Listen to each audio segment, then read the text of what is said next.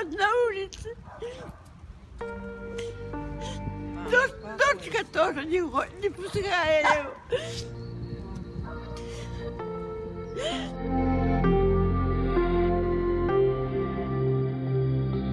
Сын тут мой, его невестка. Был женатый, и у него было 3 детей. Детей отдали в интернат, жонку посадили в тюрьму, его выгнали. С квартиры вот находится, мерзнет на улице. Летом в Севастопольском парку был, а сейчас стало холодно, сюда люди пригласили, а сейчас говорят, нельзя тут быть.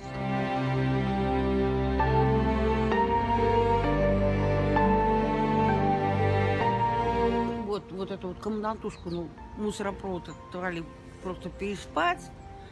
А за это дело мы, вот этот дом 1, он 2, вон 3. Мы все это убирали.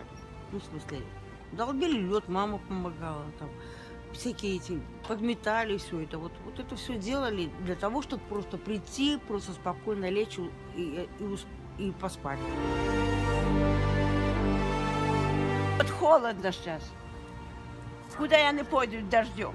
Тут сюда в подвал, а тут врать нельзя.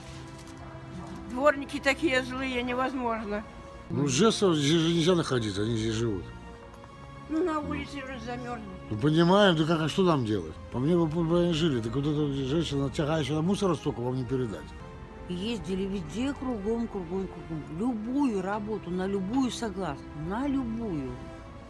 Подметальщиками, там, уборщиками, кем угодно. Да, нужны. Как возраст? Ой, нет, мы уже набрали. Тут есть одна женщина, очень прекрасная такая, собачкой ходит. Ой, говорит, детки, вы опять тут спите? Я говорю, опять, говорю, тут спим. Она и кушать нам принесет. Очень жалко прям. И чем помочь им? Ну, чем поможешь?